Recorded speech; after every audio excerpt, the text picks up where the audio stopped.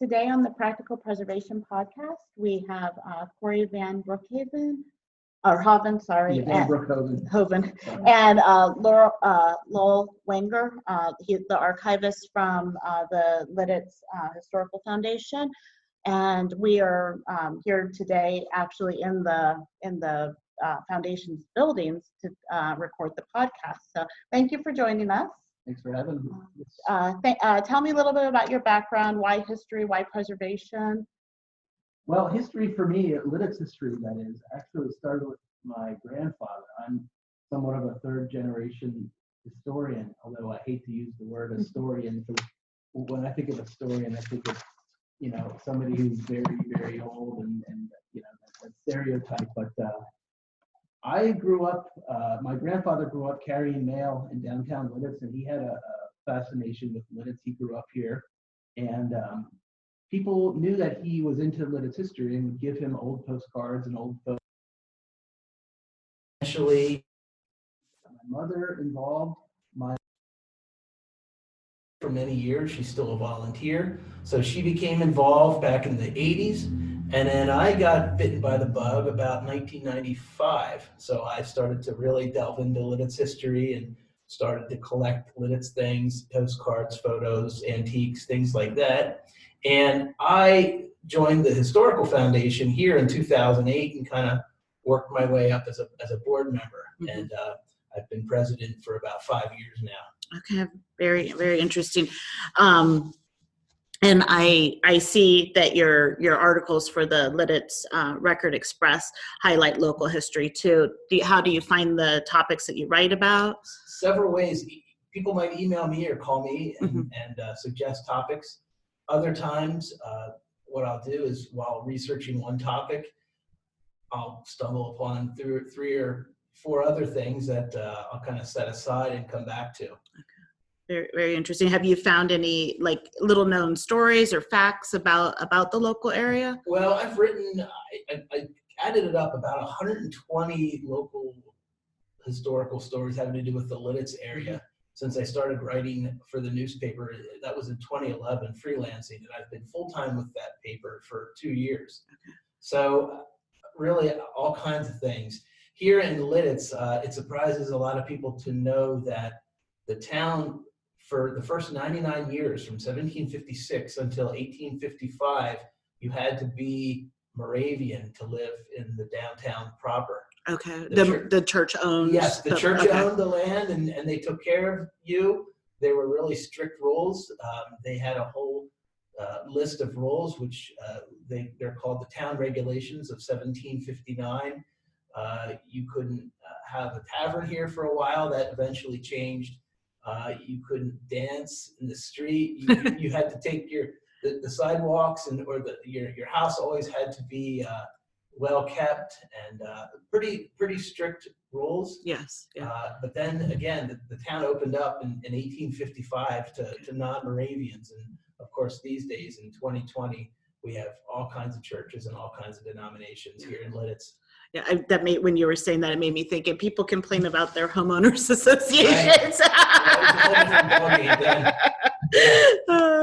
So I know I mentioned to you when we were emailing, setting this up, that almost 20 years ago in my former life, I delivered a wedding cake to the garden area here, and I remember it very clearly because it was a week before my wedding and it was cold and rainy, and I'm like, I hope this isn't going to be my day. Yeah. But so the Lititz Museum has 3 separate parts. Can you tell me a little bit about the buildings and the gardens? Sure. The 2 buildings that we maintain is the 1792 Johannes Mueller House. We acquired that in the early 1960s. Okay. And for many, many years, that was the only building that we had.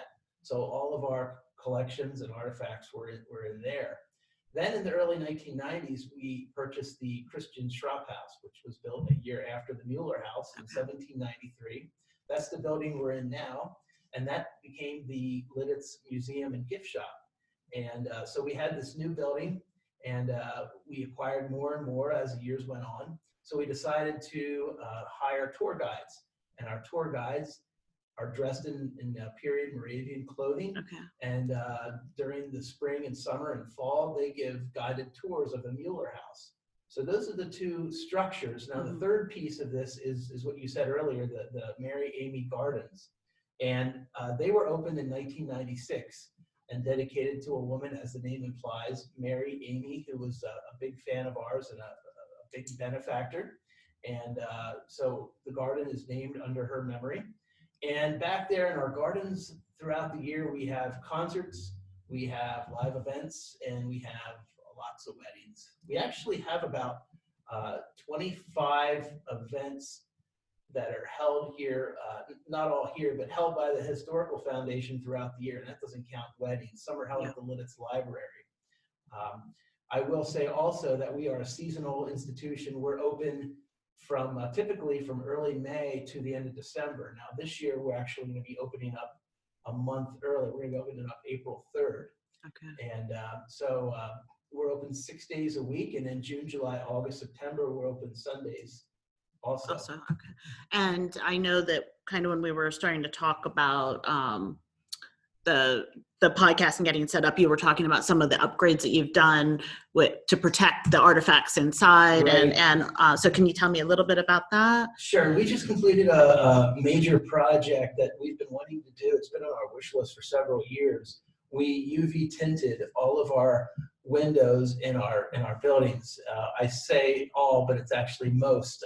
In our gift shop, we didn't tint, but the main windows facing the south and most of the other windows that would have the rays of the sun hit the objects that are on display, those are now all protected. Yeah, and just looking at it, and I know you can't see it. Yeah, you can't tell. And I know, because I know maybe 15, 20 years ago, the UV, you could really see those. It's really a nice It's treatment. really come a long way. And I was not concerned, but I just asked a question at first.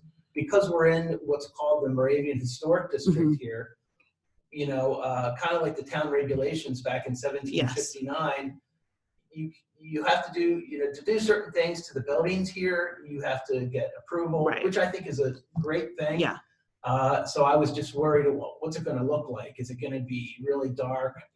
But I was assured, and I'm certainly a believer. I didn't have any doubt. Yeah. No, I'm impressed. Now, like you said, you can't even tell. No, I'm impressed, and you can still see the wavy and the bubbly glass. Like it is great. It's much better than it used to be. New collections, new things added to the collection. Can you tell me about that? Yeah, I'm actually going to turn it over to our archivist, Lowell Wenger.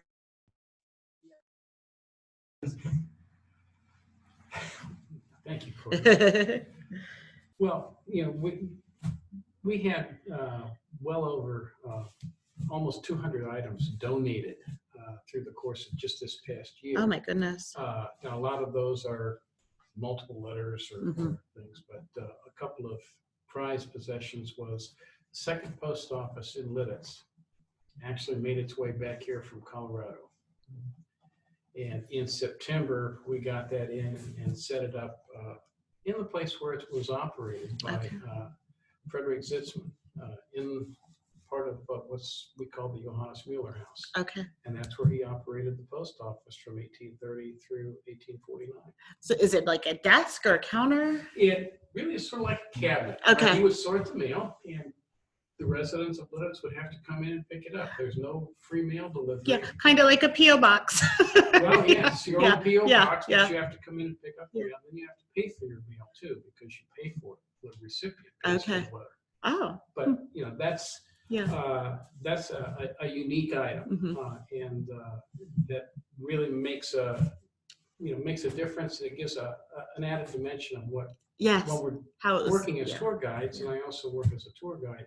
It gives one more thing that we can add to tell the story of what's going on in that house. Yes. And we're 300 years plus since that house was built. No, not 300 years, but close. Well, close. Yeah. 1792. Yeah. So we're looking at some of those things, and we can add to the story. And, the more we can broaden and add the story and bring, we now have another person introduced with Frederick Zitzman, so we can add the family, and we now have the capability of really talking about 3 generations of Johannes Mueller and his children and grandchildren living in that house. Yes, and working from it. Yeah. Working in that. and sharing what it was like to be in Lititz from 1792 into the 19th century. Okay. Good. That's really interesting to me. I guess I realized that like the general stores or whatever were like the hub of the community, but I never even thought about how the mail got to places. You don't think about that day-to-day stuff. So that's another way to tie history to the place. I think that's great.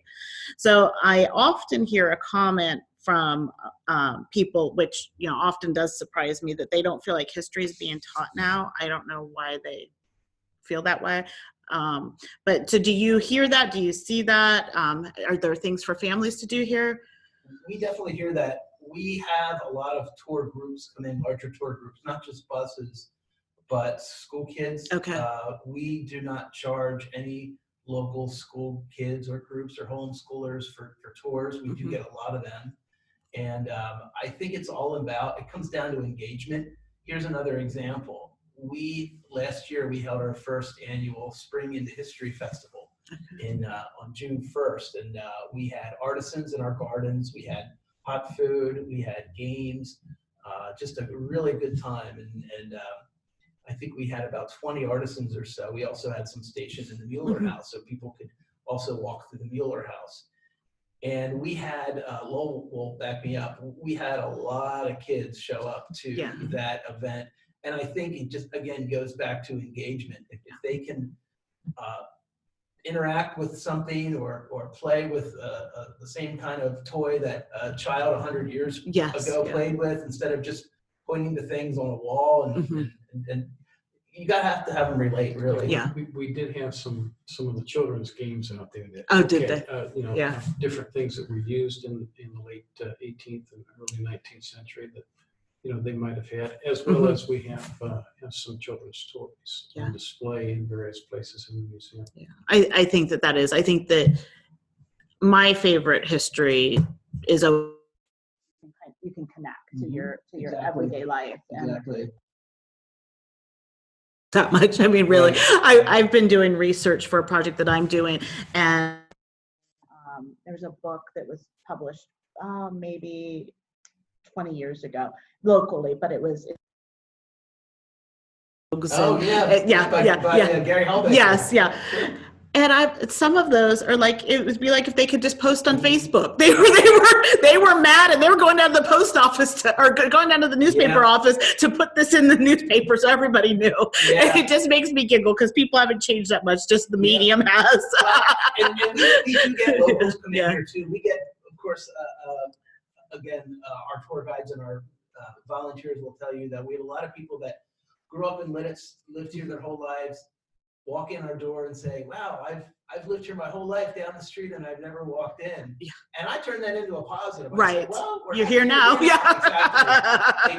Yeah. And we're very much tourist driven in a way.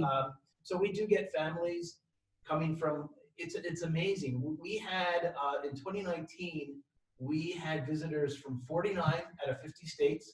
We were only missing North Dakota.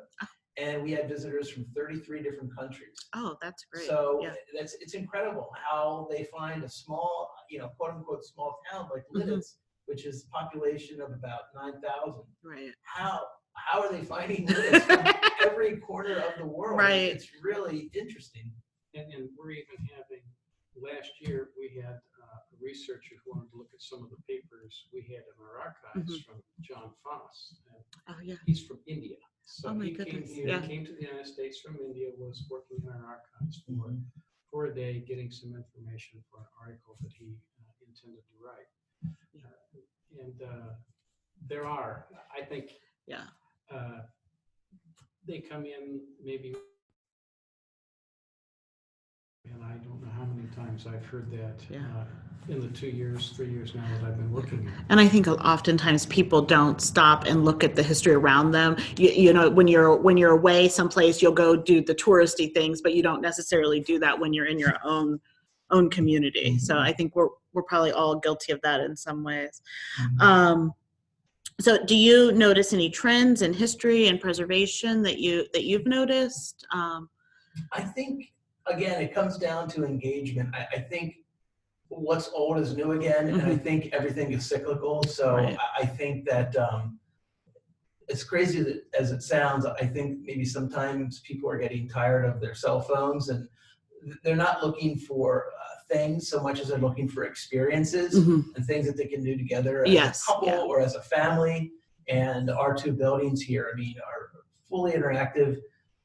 People can look at things, learn from things. They can take a tour. They can visit our gardens, shop our gift shop, or just walk downtown Lititz. We have a historic walking tour map. It's self-guided of Main Street. We hand them out, and people just love to take them.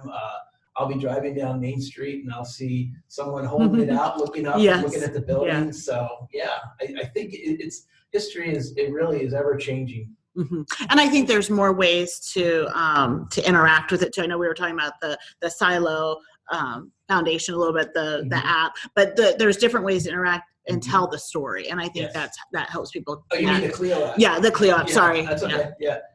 But I think you've hit that as we've talked about this. The more that people see, hey, we're looking at the lives of everyday people who are here, and how they're doing the same thing you're doing. They want to have things better for their children. How do we get through today? How are we going to make tomorrow better than today? And all of that. They have disappointments, and they also have successes. And being able to demonstrate that and to look at some of those things. And I know that we find people go through here and obviously people can't see this over the radio, but you look at some of the places in the house, and people are amazed at how ingenious the people in the 1790s were. We have in the Mueller house on the dining room table. Their version of central air conditioning is you open the doors on either side. But that means you're going to have all kinds of little visitors. Well, they have a device, you crank it up, and it slowly spins to chase the flies away while you have your meal. Very cool. And they make use of a lot of things. There isn't, it's not a completely disposable society. They are recycling and reusing and conserving, and they're as concerned about conserving energy and resources in 1792 as we are in 2020. And really, like that's backed by building science. The GSA, the government accounting office, they actually say that the buildings that use the most energy were built in like 1950 to 1970 because they didn't care about their energy usage then, but the older buildings and the newer buildings they do, because we realized that it wasn't going to just be we needed to start conserving again. And the way that they were built, the older buildings were built to cross ventilation and to keep the heat in, the thicker walls. It was paying attention to your environment. So it's interesting. Speaking of thicker walls, our two buildings are stone, and for the longest time, it was really hard to get internet reception. Oh, I'm sure. So we put in Wi-Fi. I think I'm safe to say we were one of the very first museums in the county to offer free Wi-Fi back when a lot of people didn't even know what the word Wi-Fi meant. So we try to stay ahead of the game with things like that. We've been so fortunate with people that are guests, the amount of guests every year. We get busier and busier. We have about 6 tour guides now. We have a board of 12 board members. They're not paid. That we do pay our guides, and we also have a paid events coordinator and a museum coordinator, and just an army of volunteers. I think we have maybe about 20 to 25 volunteers, I'll say, that just help run this place. That's important, and it's good that you get people in that are caring about the history and everything. How can someone contact you? Should they? Now I'll make sure these are also on the website too. Should they go to the website, or how should they contact? There's lots of ways that we're everywhere. We're on LititzHistoricalFoundation.com. We're on Instagram. We're on Twitter. We're on, of course, Facebook. We're on LinkedIn, and just stop in. This particular building here is donation based. Just walk around. how else can they support us? Become a member, make a one-time donation, attend an event. We have, I added it up this afternoon, we held 25 events in 2019. And again, that doesn't count weddings. We host Labor Day weekend, all kinds of outdoor concerts. And we try to have a variety of things. We try to get a variety of musical acts in our gardens. We change it up every year just to attract different audiences. Yes, yeah. You don't want to, to me, you don't want to always have the same kind of music because you're always going to get the same kind of I agree. who we love, but we want to get. You want to reach out. We want to reach out to everyone. We want to offer something for everyone. Okay, very good. Did you have anything else you wanted to share or that we didn't get a chance to cover or mention? Want to how things are going, how busy we are. I think we're one of the few, if not the only, historical societies in the county that's open 7 days a week through most of the summer, and we're very proud of that. We offer guided tours 6 days a week. We're also, again, very fortunate that we have several paid staff here. So, you know, and that's all a testament to the community and the support, and our donors. Yeah, absolutely. Yeah. Definitely. And, you know, I know the buildings take a lot to upkeep too, and that maintenance helps. I mean, if you stay on top of it, but it's an expense. There's always at least, I would say, one major project every year that we undertake.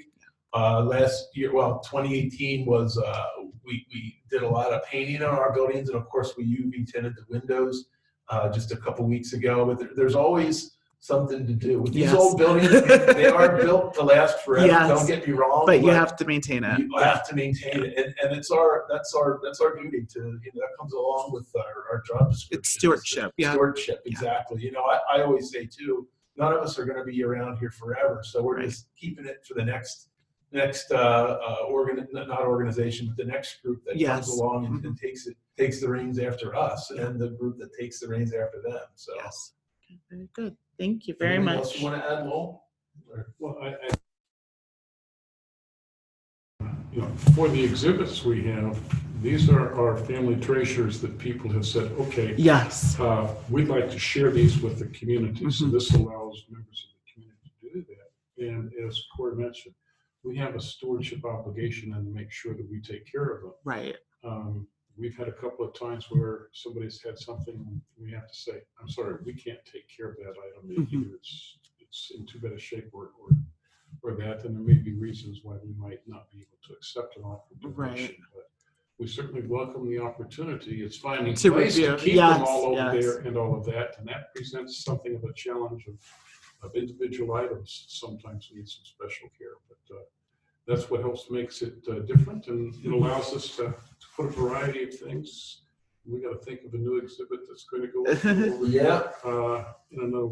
for the season. I do want to add something to what you asked earlier about what are we doing to preserve, and I mentioned the window paintings. Well, another project that Lowell's been kind of overseeing for the past year is we're eventually going to get all of our collections online through Past Perfect or software. So that's another main project that's obviously it doesn't happen overnight. There's a lot of pre-planning to make that happen before we actually start putting items online there. I don't know if you want to say anything about that, Lowell, or well, it's still a few months away from all of that stuff, but hopefully we'll get to a point where someone, if they really are interested, they won't be able to see every single document we have, but at least you can start to somebody is doing a genealogy of someone, or they are interested in some of the businesses that were around here, and we have some records. They're welcome to make an appointment to come in and look at those. And but it's easier if they already know what's here. That they know what to. And then we can also make sure that we have them available for them when they come here. Yeah, very good.